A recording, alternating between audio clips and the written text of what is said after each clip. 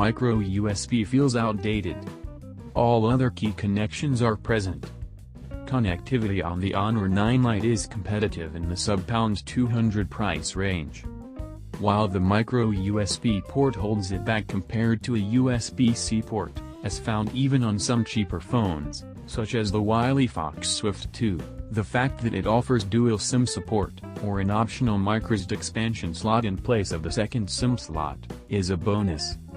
The phone also has Wi-Fi, Bluetooth 4.2, NFC and GPS, so will support low-energy Bluetooth devices and Android Pay, and can give you accurate tracking when you're running or plotting a route.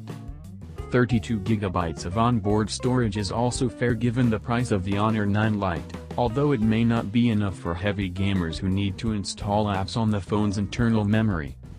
For average users, though, it will be ample, and the fact that the bloatware can be uninstalled means that over 20 GB of the storage is available, significantly better than on some other current 32 GB phones, such as the Sony's Xperia XA2.